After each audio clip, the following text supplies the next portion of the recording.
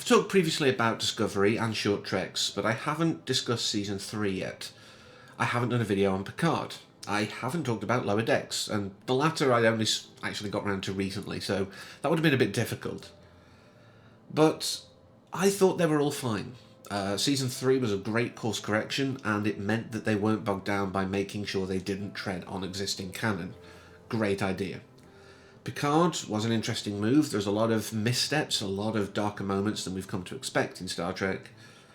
But it was fine. It was nice to see Patrick Stewart again, as not as an ailing man in a way. It's not nice to see him as that, but it was nice to see him in that role again, and all the other cast members who popped up from time to time.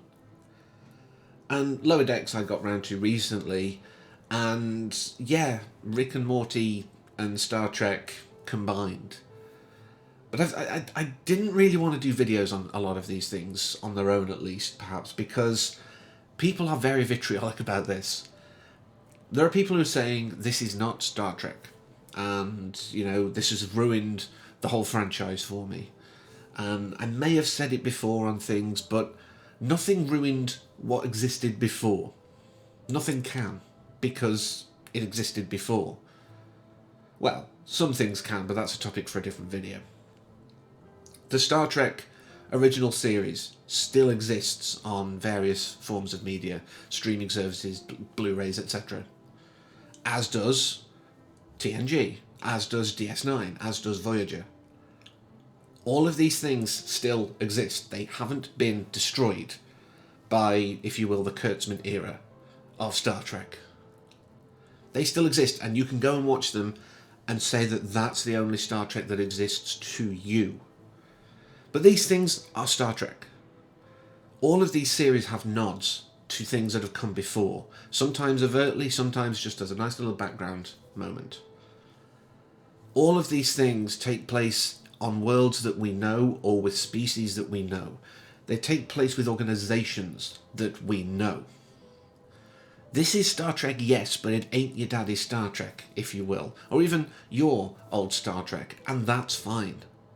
It's perfectly fine for new things to come that change the game.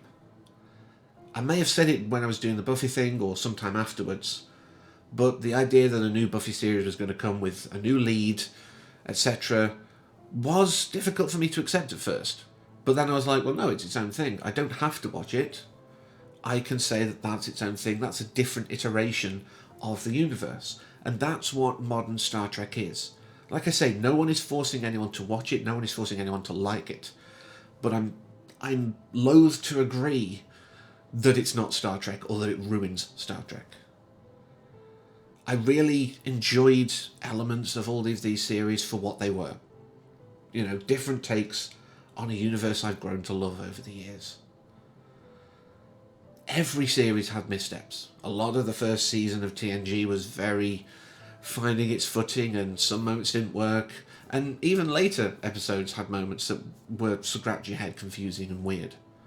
But that's fine. We accepted that because it was Roddenberry's vision. And let's not even talk about a lot of Voyager. But it will happen over and over, because there were people at the time saying this isn't my Star Trek. This is not Kirk and Sulu and Uhura and Spock and McCoy and Scotty and Yeoman. You know, it wasn't all of these people that I've grown to love, so therefore it's not Star Trek. There were people back then doing exactly the same as now. And some of those people rolled, some of those people didn't. So we've been through this before.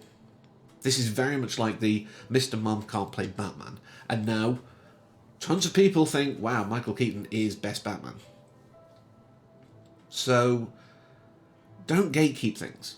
This is not a club that has exclusive membership. As diehard Trekkies, Trekkers, whatever you prefer to call yourself, but as big fans of this world, do you not want more stories set in this universe? Yes, they might not be how you'd envision them or how you write them yourself. Well, you know what? Go and pitch it to whoever you want to try and get a series off the ground that's more in line with your vision, if you think you can do better. I know I can't, so I don't. It's fine. But, yeah, this is what someone who has those rights to play in this world has done. And like I say, I've enjoyed how Season 3 has moved on. I've enjoyed elements of Picard. The nostalgia factor really, I think, is a big one in that one, to be fair. I will admit that. But still. And I enjoyed Lower Decks for what it was. It doesn't ruin anything, and it also has a few little cameos towards the end, which is, again, a nice little nostalgic nod. But yeah, that's it. I mean, Star Trek is an idea. And anyone can do anything with an idea. So this is my sort of mini rant for the week over. Next week I'll be back to doing what I normally do. I just wanted to quickly talk about these things, get it off my chest because it's been bugging me a while. But yeah, back to normal next week. So until then, as always, thank you for watching and take care.